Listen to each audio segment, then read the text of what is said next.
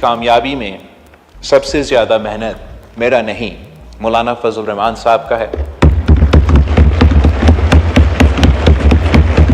اور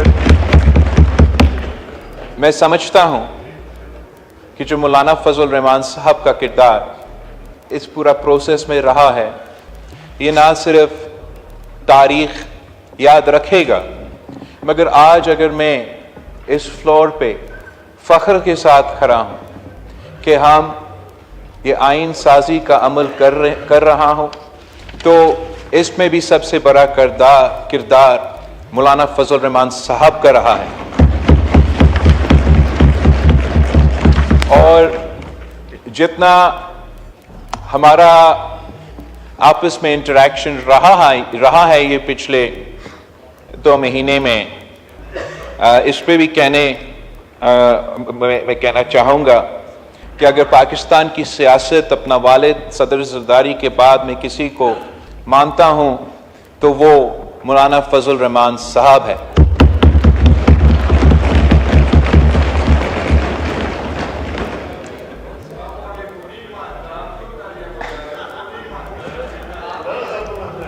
جی پلیز. اللہ تعالیٰ نے فرمایا ہے کہ وَتُعِزُّ مَن تَشَاءُ وَتُذِلُّ مَن تَشَاءُ، اور جتنا ہم نے اپنا پارلیمان کا عزت رکھا ہے، اپنا دستور کا عزت رکھا ہے، اس آئین سازی کا عمل کی عزت رکھا ہے، تو اس میں بھی سب سے بڑا کردار مولانا فضل الرحمان صاحب کا.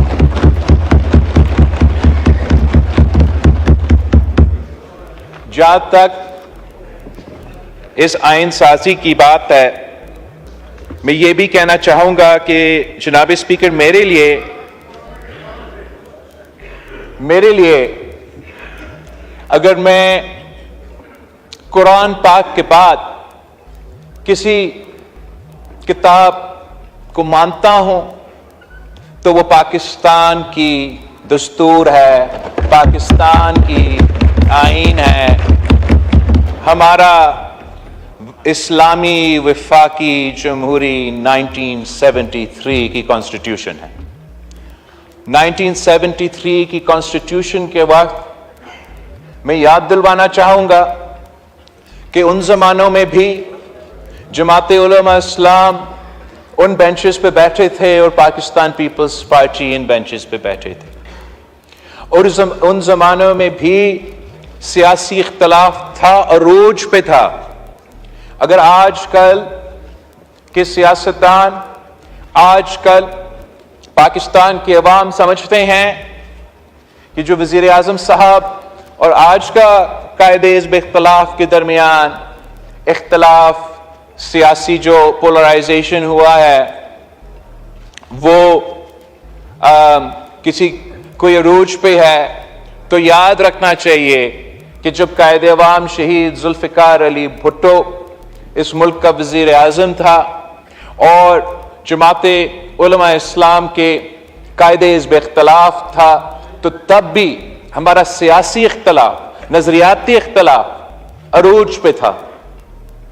مگر جب پاکستان کی بات آتی تھی، جمہوریت کی بات آتی تھی، آئین سازی کی بات آتی تھی، تو ہم سارے اختلافات بھول کے ایک میز پہ بیٹھ کے اتفاق قائم کر کے سرزمین بے آئین کو اپنا آئین دلوایا تھا.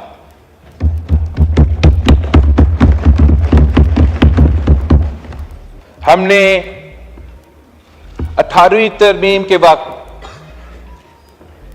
اس دور کے سیاسی حالات کے مطابق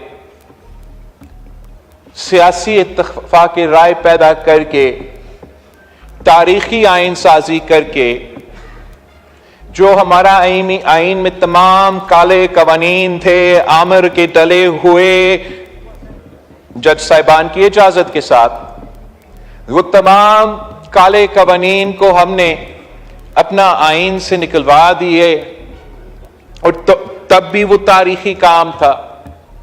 آج کا دور کا اپنا سیاسی حالات ہے، اپنا سیاسی گراؤنڈ ریالٹیز ہے. جو پولیٹیکل سپیس پاکستان کی سیاست میں آج سیاسی جماعتوں کے لیے موجود ہے، جتنا آج وہ سیاسی سپیس تنگ ہے، اتنا 2008 میں نہیں تھا، اتنا 1973 میں نہیں تھا. لیکن سیاستدان کے امتحان ہی یہی ہوتا ہے کہ جتنا آپ کو سپیس ملتا ہے آپ اس سپیس پہ کتنا کھیل سکتے ہو. اور میں سمجھتا ہوں کہ موجودہ سیاسی صورتحال میں جب پولیٹیکل پولرائزیشن اور پولیٹیکل پارٹیزنشپ کا جو حالات ہے وہ آپ کے سامنے ہیں، جب عام طور پہ یہ تاثر دیا جاتا ہے کہ پاکستان کی سیاستدان ایک دوسرے کے ہاتھ تک نہیں ملانے کے لیے تیار ہے، جہاں حکومت کے اتحادی اپوزیشن کی جو لارجسٹ پارٹی ہے ان سے ہمارا باقاعدہ رابطہ ویسے اتنا زیادہ نہیں ہوتا. اس حالات میں جتنا اتفاق رائے پیدا ہو سکتا تھا، ممکن تھا، وہ اتفاق رائے ہم نے حاصل کر کے 26 آئینی ترمیم کی شکل میں آج ہم انشاءاللہ تعالی نیشنل اسمبلی سے پاس کرنے جا رہے ہیں. یہ بے شک ہمارے دوست قائد حزب اختلاف اور جو اپوزیشن پارٹیز ہیں وہ اس بل کو ووٹ نہیں دے رہے، بے شک نہ دے، یہ بھی ان کا حق ہے.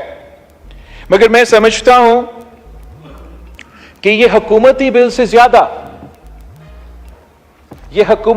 سے زیادہ اس میں جو پوائنٹس ہے حکومت کے یا مطلب حکومتی جماعت مسلم لیگ نواز کے سب سے کم نکات ہوں گے. اس میں سب سے زیادہ اگر پوائنٹس ہے تو وہ Pakistan Peoples party, JUI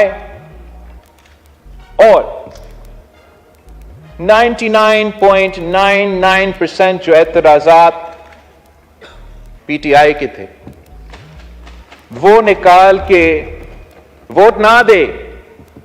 content تو جناب اسپیکر جتنا کلوز ٹو کنسنسس ہو سکتا تھا وہ ہے، اور میں سمجھتا ہوں کہ یہ سیاست کی فتح ہے، یہ جمہوریت کی فتح ہے، یہ سیاسی جماعتوں کا فتح ہے. اور ہمارے بھائی وہ دے یا نہ دے یہ ان کا بھی سیاسی کامیابی ہے.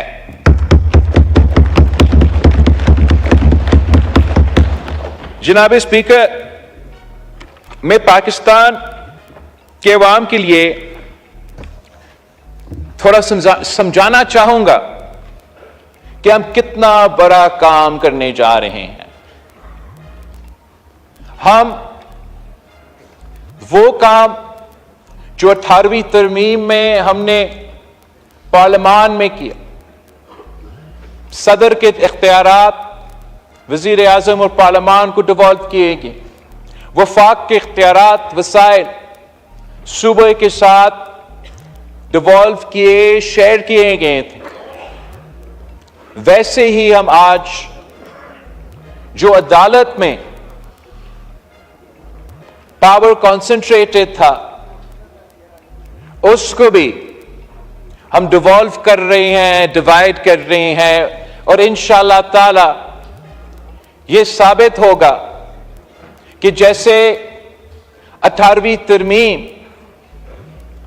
نے ہمارے پارلیمان کے لحاظ سے، وفاق کے لحاظ سے، جمہوریت کے لحاظ سے، ڈیولوشن کے لحاظ سے انقلابی ریفارمز تھے، وہ انشاءاللہ تعالی تاریخ ثابت کر دے گا کہ جو کام ہم آج کرنے جا رہے ہیں یہ بھی تاریخی کام ہے.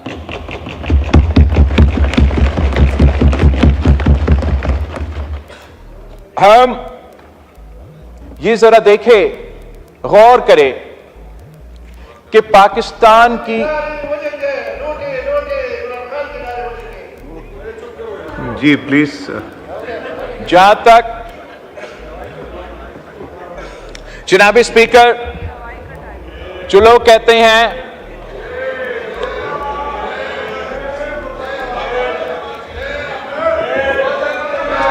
जी चेयरमैन साहब जी order in the house, order in the house, please तशरीफ रखें। चेयरमैन साहब बात कीजिए प्लीज, चेयरमैन साहब बात। जनाब स्पीकर, मैं पाकिस्तान के अवाम से पूछना चाहूंगा आपके थ्रू कि क्या वो पाकिस्तान की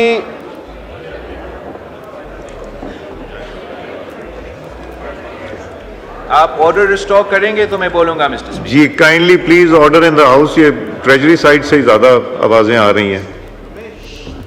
जनाब स्पीकर, मैं पाकिस्तान के अवाम से पूछना चाहूंगा कि क्या वो पाकिस्तान के निज़ाम अदल से, पाकिस्तान की इंसाफ के निज़ाम से मुतमिन हैं या नहीं। मैं पाकिस्तान के अवाम से पूछना चाहूंगा कि क्या वो ये चाहते हैं कि जैसे पाकिस्तान की अदालत का निज़ाम चलता आ रहा है वैसे ही चलना चाहिए। मैं पूछता हूं कि क्या हम भूल चुके हैं कि पाकिस्तान की अदालत की तारीख क्या है। हमारा अदालत का काम था जमहूरियत का तहफ़्फ़ुज़ दिलवाना, हमारा अदालत का काम था आईन का तहफ़्फ़ुज़ करना, हमारा अदालत का काम था आमिर का रास्ता रोकना। जनाब स्पीकर, आप मुझे एक दफा बताए कि अदालत ने ये जिम्मेदारी पाकिस्तान की तारीख में कब पूरा किया है। आधा पाकिस्तान की हिस्ट्री में हम डिक्टेटरशिप रहे हैं, मगर वो डिक्टेटरशिप को कामयाब होने में सफ़े अव्वल का किरदार तो हमारा अदालत का रहा है। कायदे अवाम शहीद जुल्फिकार अली भुट्टो को इस अदालत ने तख्तेदार पर लटका दिया।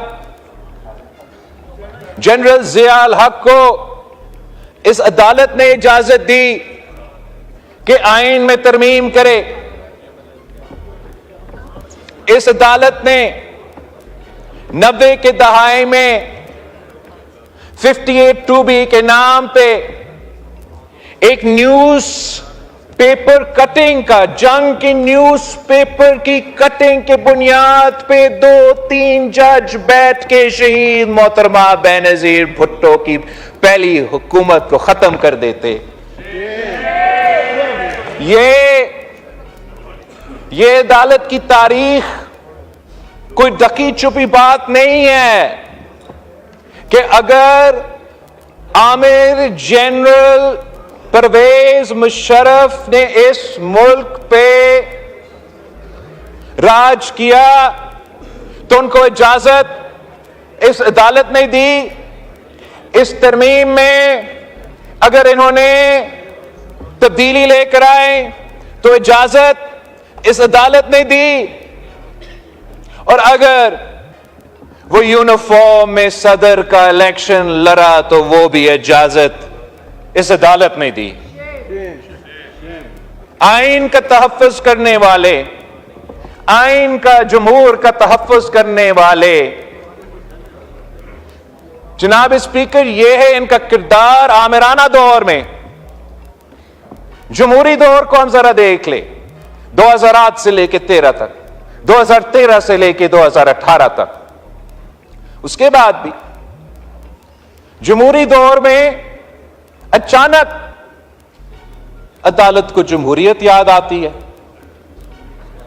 वो सिर्फ जमहूरियत और आईन और दस्तूर को तब इनको याद आता है जब हम जिदोजहद करके, हम कुर्बानियों दे के आमिर को भगाते हैं, तो फिर हमारा अदलिया को आईन, जमहूरियत और कानून याद आते हैं।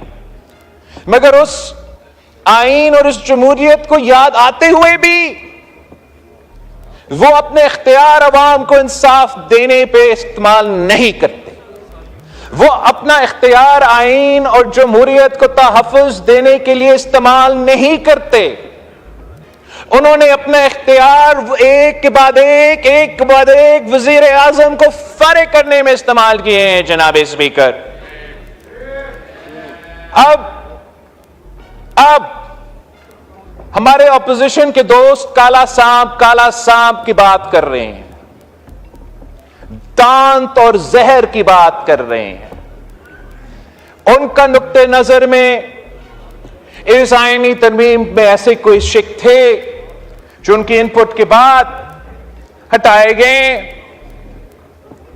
ان کی بالکل اپنا حق ہے, اپنا رائے ہے, اور کامیاب ہوا اپنے مقصد میں. میری نظر میں اس پارلیمان کے لیے, اس آئین کے لیے, اس جمہوریت کے لیے جو کالا سانپ, جو دانت رکھنے والا زہر والا کالا سانپ جو اس پورا پارلیمان کے ارد گرد گھوم رہا ہے, اس پارلیمان پہ حملہ کرتے آ رہا ہے, اس پارلیمان کے افیئرز میں مداخلت کرتے آ رہا ہے, جس نے ایک نہیں, میں گن نہیں سکتا ہوں کہ کتنے وزیر اعظم کو فارغ کروایا, وہ کالا سانپ ہمارا افتخار چودھری والا عدالت ہے.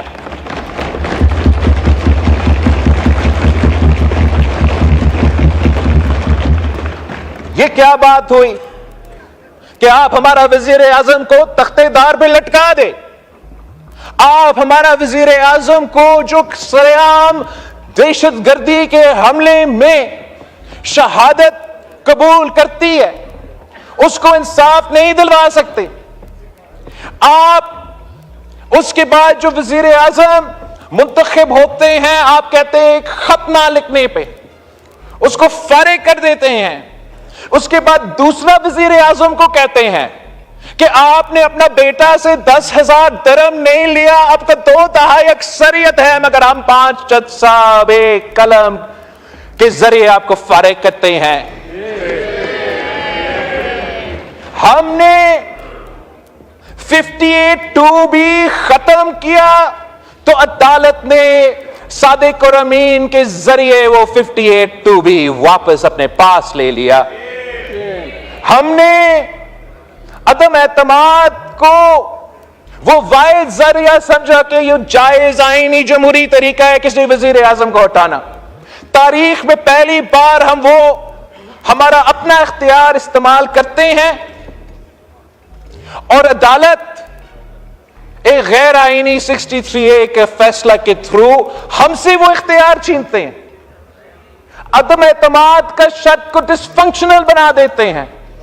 تو اس کا مطلب کیا کہ فوجی جنرل کو اجازت وزیر اعظم کو ہٹانا, کالا کوٹ پہننے والا کو اجازت وزیر اعظم کو ہٹانا, مگر اس ہاؤس کے نمائندے جو پاکستان کے عوام کے منتخب نمائندے ہیں, ان کے پاس یہ اختیار نہیں, ان کا ووٹ گنا نہیں جائے گا, وہ نااہل ہوگا. یہ کس قسم کا مذاق تھا جناب اسپیکر؟ یہ کیا چاہ رہے تھے کہ ہم اپنے ہاتھ پہ ہاتھ بیٹھ کے یہ تماشا, یہ مذاق دیکھتے رہتے؟ ہم پہ فرض تھا, ہمارا یہ ذمہ داری تھا بحیثیت سیاستدان, بحیثیت پارلیمان کے ممبران, کہ ہم اپنا ہاؤس کا, پارلیمان کا اتھارٹی اسرٹ کرتے, اور وہ جو غیر جمہوری عمل تھا جوڈیشل ریفارمز کے تھرو اس کو ٹیسٹ کرنے کی کوشش کی. اور ہمارا جوڈیشل ریفارمز کے 2-3 ہی کمپوننٹس ہیں جناب اسپیکر. ایک ہے کانسٹیٹیوشنل کورٹ, آئینی عدالت, وفاقی آئینی عدالت. اس پہ جناب اسپیکر بہت ہی تنقید ہوا, تو میں چاہوں گا کہ میں اس کو ایک تاریخی کانٹیکسٹ میں اس پوائنٹ کو ضرور آپ کے سامنے رکھوں کہ یہ آئینی عدالت کا کانسیپٹ کہاں سے آیا. قائد اعظم محمد علی جناح صاحب نے گول میز کانفرنس میں پہلے یہ تجویز دی. قائد اعظم محمد علی جناح کو یہ موقع نہیں ملا کہ اس ملک کو وہ اپنے ہاتھوں سے آئین دیتا. ہمیں جو اس کا 10 سال پہلے, اس ملک کا بنے کے 10 سال پہلے جو خیال تھا وہ یہ کہ کسی ایک عدالت میں اتنا اختیار اکٹھا نہیں ہونا چاہیے اور الگ الگ عدالت ہونا چاہیے, سول, کرمنل اور نارمل میٹرز کے لیے, اور الگ عدالت ہونا چاہیے آئینی میٹرز کے لیے, وفاقی میٹرز کے لیے. قائد اعظم محمد علی جناح نے یہ بیج بویا, یہ سوچ رکھا. اس کے بعد جسٹس ڈوراب پٹیل صاحب نے, جناب اسپیکر, اور جسٹس ڈوراب پٹیل صاحب کے بارے میں آنریبل ہاؤس کو یاد دلوانا چاہوں گا کہ جسٹس پٹیل صاحب ایسے منصف تھا جو قائد عوام شہید ذوالفقار علی بھٹو کے قتل کیس میں ایک جسٹس تھا, جج تھا, اور جو انصاف مجھے آج جسٹس فائز عیسیٰ کا عدالت نے دلوایا, وہ انصاف جسٹس ڈوراب پٹیل نے اس بینچ پہ بیٹھے ہوئے اپنا آرڈر میں لکھا.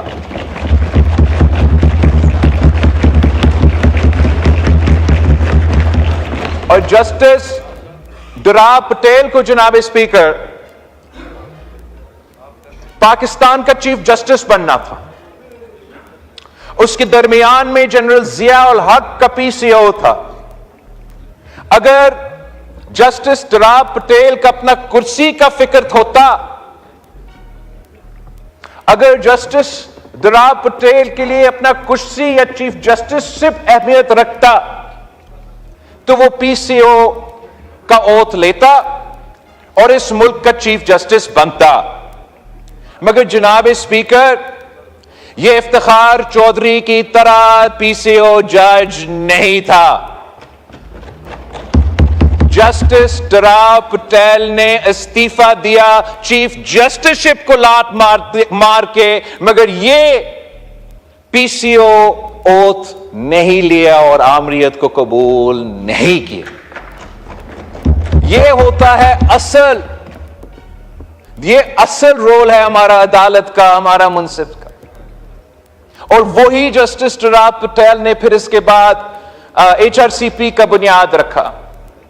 اس کا بنیاد رکھتے ہوئے جسٹس پٹیل صاحب نے اپنا ایکسپیرینس سے جو سیکھا, اس کے نتیجے میں یہ تجویز دی کہ پاکستان میں ایک آئینی عدالت ہونا چاہیے جہاں تمام صوبوں کا برابری کی نمائندگی ہو. اسی سوچ کو آگے لے کے چلتے ہوئے ہم نے 2006 میں آپس میں یہ طے کیا, شہید محترمہ بینظیر بھٹو نے, میاں محمد نواز شریف صاحب نے, پھر APDM کے پلیٹ فارم میں تمام سیاسی جماعتیں جو اس طرف بیٹھے ہیں, چاہے وہ PTI ہو, چاہے وہ ہمارا مولانا فضل الرحمان صاحب ہو, تمام جماعتیں اگر ARD کے حصے نہیں تھے تو APDM کے حصے تو تھے. اور APDM میں بھی چارٹر آف ڈیموکریسی پیش ہوا اور ان کے تمام ممبرز نے اس وقت اس ڈاکیومنٹ کا حمایت کیا. مطلب 2006 میں ہم دونوں نے اور پاکستان کے تمام جمہوری سیاسی جماعتوں نے بھی آئینی عدالت کے حق میں فیصلہ دیا. کہانی وہاں بھی رکتا نہیں صحیح. اس کے بعد بھی 2008 سے لے کے 13 تک ہم نے تمام کوشش کی. جو 19ویں ترمیم کی کہانی ہے وہ تاریخ کا حصہ ہے. ہم سب جانتے ہیں کہ یہ جو عدالت ہمارے ساتھ بیٹھا ہے وہ کالا سانپ بن کے ہمارا 18ویں ترمیم کی ارد گرد گھوم رہے تھے. وہ دھمکی دی کہ آپ کی پوری 18ویں ترمیم جو 2 دہائی نے اس ہاؤس کے کل تعداد کی حمایت حاصل تھی, جس پہ تمام سیاسی جماعتوں نے اتفاق کیا, جس کے لیے میری جماعت نے 30 سال سیاسی جدوجہد لڑی, شہید محترمہ بینظیر بھٹو نے شہادت قبول کی. اس لیے کہ ہم نے کہا کہ جوڈیشل ریفارمز ہونا چاہیے. جمہوریت کا champion chief justice Iftikhar Chaudhry نے کہا کہ میں آپ کا پورا 18ویں ترمیم کو باہر پھینک دوں گا, اور ان کے بلیک میل میں آ کے اس ہاؤس نے 19ویں ترمیم پاس کر دی. اور جوڈیشل ریفارمز کا راستہ تب رک کیا. 2013 میں پاکستان پیپلز پارٹی کے منشور میں آئینی عدالت بنانے کا وعدہ. 2022 میں لاہور میں آسما جہانگیر کانفرنس ہوا جس کا اوپننگ اور کلوزنگ ایک میں نے کیا, ایک جسٹس فائز عیسیٰ صاحب نے کیا. اسی کانفرنس میں آئینی عدالت کی حمایت کیا. اور کیوں حمایت کی؟ تاکہ پاکستان کا اتھارٹیرین عدالت کا واحد حل اس سول سوسائٹی کا بیٹھک نے یہ سمجھا کہ آئینی وفاقی عدالت ہے. اور اگر انہوں نے اس کانفرنس میں کہا, رضا ربانی صاحب نے کہا کہ اگر آئینی عدالت نہیں تو کم از کم ہمیں آئینی بینچ دے دے. 2023 اگست جناب اسپیکر, سول سوسائٹی کا کانفرنس ہوتا ہے.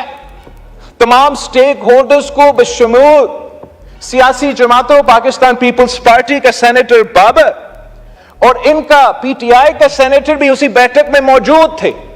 وہ ڈاکیومنٹ آج بھی چارٹر آف ڈیموکریسی 2.0 کا نام پہ موجود ہے. اس میں بھی ان کا پہلا مطالبہ ہے کہ چارٹر آف ڈیموکریسی کا اندرونی مشن پورا کرو, وفاقی آئینی عدالت بناؤ. 2024 میں میرے پیپلز پارٹی کا منشور کا حصہ ہے. اب میں پوچھتا ہوں کہ یہ نئی بات ہے جناب اسپیکر, ہم نے جلد بازی کی, ہمیں ابھی یہ پوائنٹ یاد آیا؟ نہیں جناب اسپیکر, یہ جدوجہد, یہ سوچ قائد اعظم محمد علی جناح سے لے کے آج تک یہ ڈیبیٹ رہا ہے. انشاءاللہ تعالی ہم وہ مشن پورا کرنے جا رہے ہیں. یہ پاکستان کی عدالت میں ہم وہ ڈیولوشن, وہ ڈویژن آف پاور کر رہے ہیں جس سے نہ صرف پاکستان کی عام آدمی کو فوری اور جلدی انصاف ملے گا, مگر جناب اسپیکر,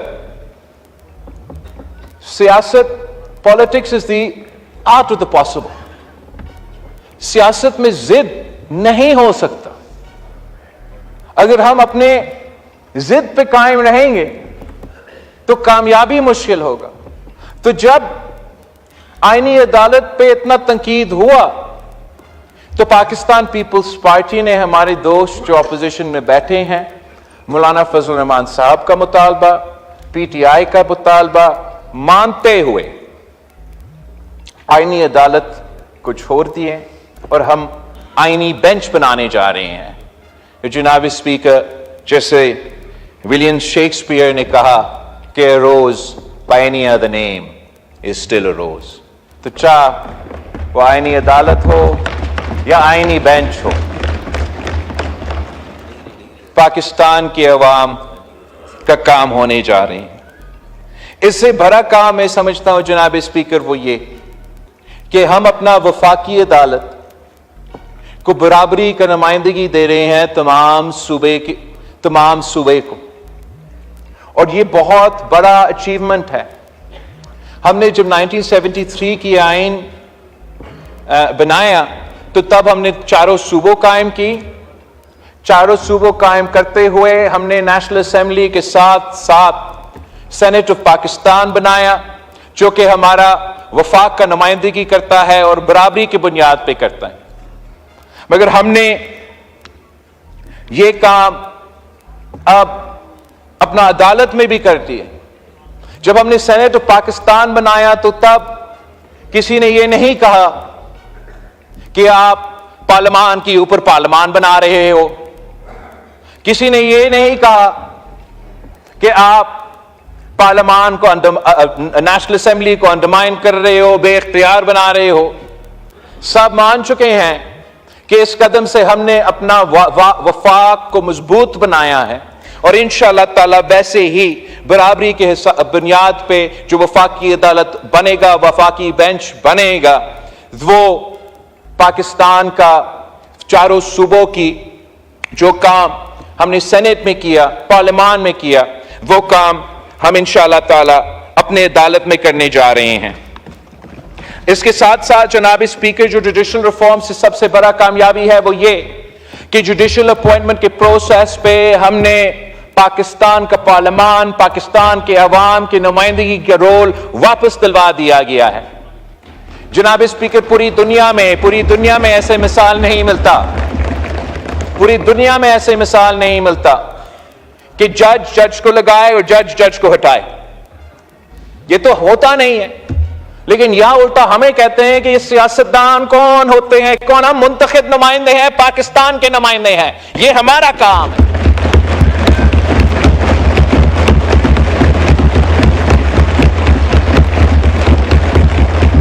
یہ سمجھتے ہیں کہ ہم یہ پاور ہم ان سے چھین رہے ہیں، انہوں نے یہ پاور ہم سے چھینا جناب اسپیکر، اور وہ بھی زبردستی. پاکستان کی تاریخ دیکھیں، اس خطے کی تاریخ دیکھیں، ججز کا اپوائنٹمنٹ اور ججز کا ریموول کا تاریخ کیا رہا ہے. ایک زمانے میں یہ بادشاہ یا جو king and queen of England کے پاس اختیار تھی، جج کو لگانا، جج کو ہٹانا. اس کے بعد گورنر جنرل کے پاس یہ اختیار تھا، جج کو لگانا، جج کو ہٹانا. اس کے بعد 1950s میں باقاعدہ یہ اختیار صدر پاکستان کے پاس تھا، جج کو لگانا، جج کو ہٹانا. 1960s کے آئین کے تھرو ہم نے یہ فیصلہ کیا کہ جج کو لگانا تو صدر پاکستان کا کام، جج کو ہٹانا سپریم جوڈیشل کاؤنسل. 1973 میں ہم نے وہی اختیار رکھا کہ ہم لگائیں گے، سپریم جوڈیشل کاؤنسل ہٹائیں گے. یہ اختیار چلتا رہا. کسی نے جنرل ضیاء الحق کو نہیں روکا کہ آپ آمر ہو، آپ کون ہوتے ہو جج لگانے کے لیے. کسی نے کسی اور کو نہیں روکا. جناب اسپیکر، آپ کو پتا ہے کہ پہلی دفعہ یہ اختیار وزیر اعظم سے چھین کے چیف جسٹس کے پاس کب گیا تھا؟ یہ 1996 کی بات ہے. شہید محترمہ بینظیر بھٹو اس ملک کی وزیر اعظم تھی اور یہ برداشت نہیں ہو رہا تھا کہ شہید محترمہ بینظیر بھٹو اس ملک کی جج اپوائنٹ کرے گی. خدا نہ خواستہ خاتون وزیر اعظم اگر اپوائنٹ کرے گی تو خاتون جج اپوائنٹ کرے گی، ہمارا پورا نظام تباہ ہو جائے گا. تو الجہاد کیس کے تھرو انہوں نے یہ اختیار وزیر اعظم سے چوری کر کے اپنے جیب میں رکھا. جناب اسپیکر، کہتے ہیں ان کا اختیار ہے. ان سے پوچھے کہ جنرل مشرف کے دور میں جب ایک آمر جج لگا رہا تھا، کسی نے اس کا راستہ روکا؟ وہ جو ججز جس کو ہم چیمپئنز مانتے ہیں، جنہوں نے ریاست کو ماں کی طرح بنانی تھی، وہی ججز نے مشرف کے دور میں پی سی او اوتھ لیا تھا. جناب اسپیکر، جب ان کا کرسی خطرہ میں آ گیا تو پھر ان کو جمہوریت یاد آ گئی، پھر ان کو آزاد عدالت یاد آ گئی. اور ہم بھی ذرا اپنا سیاست جو اس وقت کا تھا اس پہ غور کرنا چاہیے کہ ہم نے بھی ججز کو ان زمانوں میں یہ عادت دلوائی تھی نا کہ چیف تیرے جان نثار بے شمار. ہم نے یہ عادت دلوائی تھی ان میں کہ جتنا زور سے سیاسی نعرہ لگے گا اتنا اونچا جوڈیشری میں آپ کو عہدہ ملے گا.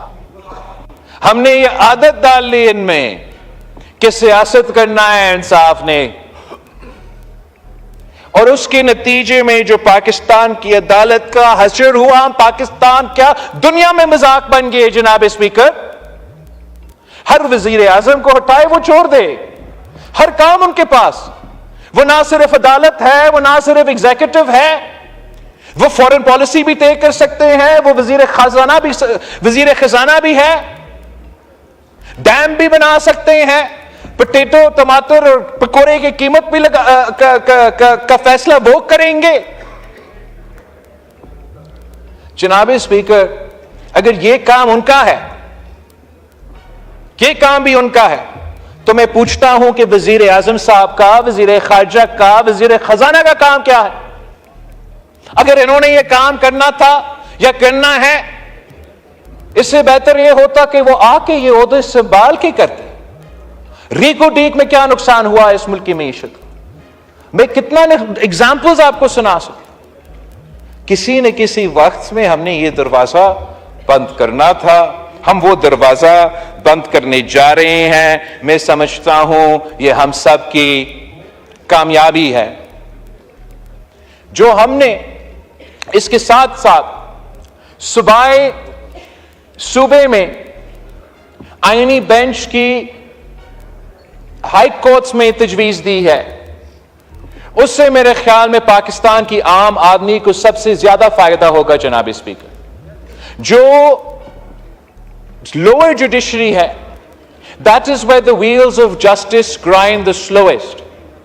جو تعداد ہے کیسز کے سپریم کورٹ آف پاکستان میں، ہر ہائی کورٹ میں اس سے زیادہ کیسز ہیں.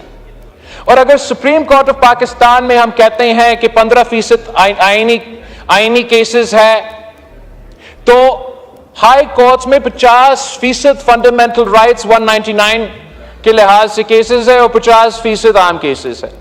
جیسے ہی یہ صوبے فیصلے کر کے، ریزولوشنز پاس کر کے یہ صوبائی بینچز قائم کریں گے، تو فوراً پاکستان کے عوام کو یہ فرق محسوس ہوگا کہ راتوں رات انشاءاللہ تعالی ان کو جلدی اور فوری انصاف ملنا شروع ہو جائے گا. اس لیے 50% جو عدالت تھا وہ 100% جو عدالت کا تعداد تھا وہ 50% کا کام کریں گے. جو نیا بینچ بنے گا وہ باقی کام کریں گے.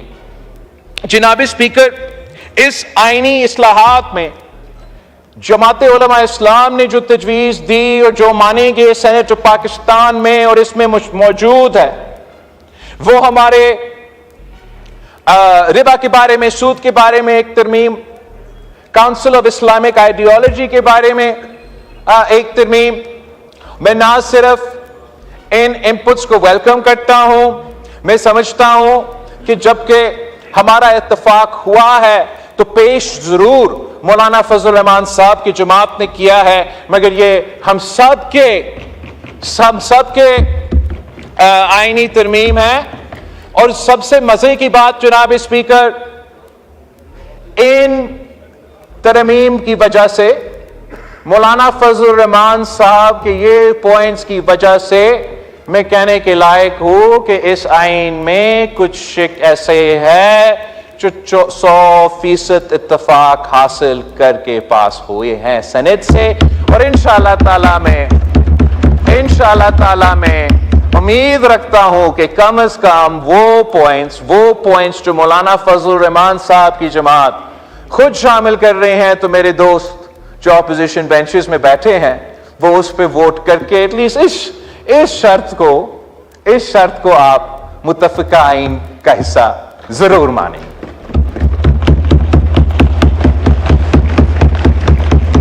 جناب اسپیکر، آئینی ترمیم ہونے جا رہا ہے اور اس میں جو ایک انقلابی کام ہے مگر اس کو شاید عام طور پہ دیکھا جا رہا ہے، وہ وہی موسمی تبدیلی کے حوالے سے جو ہمارا وزیر قانون نے ذکر کیا. موسمی تبدیلی پاکستان کے لیے زندگی موت کا مسئلہ ہے. موسمی تبدیلی کی وجہ سے پاکستان کی معیشت کو نقصان ہو رہا ہے. موسمی تبدیلی گلوبل ایجنڈا ہے، چاہے وہ سیلاب ہو، چاہے وہ ڈراؤٹ ہو، وہ سب آپ کے سامنے ہیں.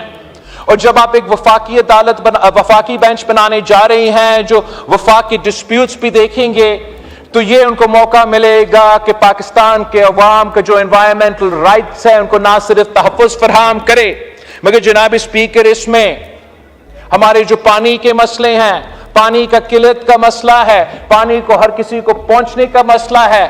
اسی طریقے سے تمام موسمی تبدیلی کے حوالے سے جو پاکستان کے عوام کا حق ہے، ہم نہ صرف ان کو ریکگنائز کر رہے ہیں مگر امید کر رہے ہیں کہ ہمارا نیا بننے والا آئینی بینچ اس آئینی حق کو، اس ہیومن رائٹ کو نہ صرف تحفظ دلوائے گا مگر نیا جورسپروڈنس انٹروڈیوس کرے گا، جس کے نتیجے میں ہم ساؤتھ ایشیا میں اس نیا لیگل کانسیپٹ کو، اس نیا لیگل پریسیڈنٹ کو پاکستان کی جوڈیشری کے تھرو ہم یہ ایڈریس کرنے جا رہے ہیں.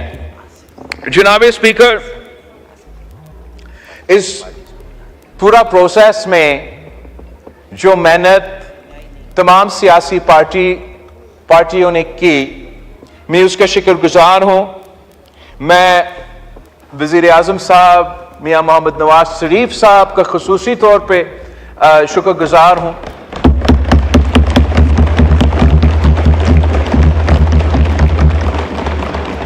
ہمارا ایم کیو ایم کے دوستوں کا شکر گزار ہوں، آئی پی پی کے ساتھیوں کا، پی ایم ایل کیو کا. کوئی رہ تو نہیں گیا؟ مولانا فضل الرحمان صاحب کا جماعت علماء اسلام کے بغیر تو یہ کام ہو ہی نہیں سکتا تھا. آپ کا شکریہ ادا بھی کرنے والا ہوں، انتظار کرے بھائیو. میں اے این پی کا ایمل والی خان صاحب کا شکر گزار ہوں. میں ڈاکٹر مالک صاحب کا اور ان کا جماعت کا سوری جی پلیز جی ڈاکٹر مالک صاحب کا میں شکر گزار ہوں، اور ایم ڈبلیو ایم کا ایس آئی سی کا. باپ کو کیسے بھول سکتے ہیں؟ باپ کے بغیر یہ کام ہی نہیں ہو سکتا تھا. اور میں دل سے یہ بات کہہ رہا ہوں، میں پاکستان تحریک انصاف کا شکر گزار ہوں.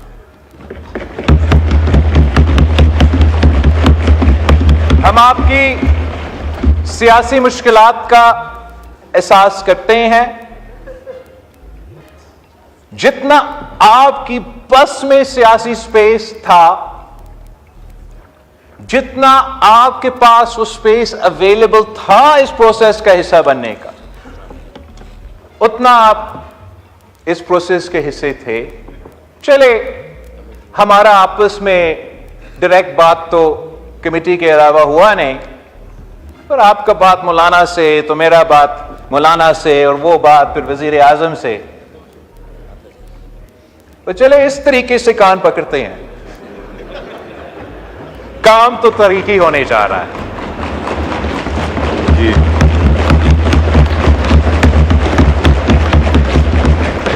اور اس تاریخی کام میں آپ کا کردار ہے. آپ کے جب اعتراض نکلے تو وہ بھی آپ کا ایک قسم کا سیاسی کامیابی ہے. کاش آپ اپنے ہی سیاسی کامیابیوں کو شکست کی طرح پیش نہیں کرتے. اگر آپ اس میں حصہ ڈالتے، اپنا ترمیم لے کر آتے، اپنا ووٹ کرتے، اس سے بہتر ہوتا. جتنا ممکن تھا وہ ہم نے کر کے دکھایا. اس سیاسی صورتحال میں یہ سیاسی کارنامہ ہے. ہم دعا گو ہے کہ ہمارا یہ جو محنت کے نتیجے میں جوڈیشل ریفارمز ہونے جا رہے ہیں، جو چارٹر آف ڈیموکریسی کے نامکمل مشن کو ہم مکمل کرنے جا رہے ہیں، دعا ہمارا یہ ہے کہ نیت میرا صاف تھا، مولانا فضل الرحمان صاحب کا نیت بھی صاف. امید یہ ہے کہ جو انصاف ہم دلوانا چاہ رہے تھے وہ انصاف انشاءاللہ تعالی ہمارا آئینی بینچ، ہمارا صوبائی بینچ دلوائیں گے. اور میں فخر کرتا ہوں جناب اسپیکر کہ جب آپ اس ہاؤس کے اندر آتے ہیں تو it says the foundation stone of the National Assembly has been laid by شہید ذوالفقار علی بھٹو. میں فخر کرتا ہوں جناب اسپیکر، آپ اسی عدالت جو میرے خاندان کے لیے وہ supreme court is like a crime scene for the judicial murder of شہید ذوالفقار علی بھٹو، مگر اس عدالت کا بھی فاؤنڈیشن سٹون قائد عوام اور پھر شہید محترمہ بینظیر بھٹو. اس آئین کا فاؤنڈیشن سٹون قائد عوام، 18ویں ترمیم کے فاؤنڈیشن سٹون صدر زرداری. اور میں فخر سے کہہ سکتا ہوں کہ 26 آئینی ترمیم، جوڈیشل ریفارم اور چارٹر آف ڈیموکریسی کی شہید بی بی کے اندرونہ مشن کو پورا کرنے میں مولانا فضل الرحمان صاحب کے ساتھ ساتھ میرا بھی کردار ہے. اس کا فاؤنڈیشن کرنے کے لیے پاکستان زندہ باد.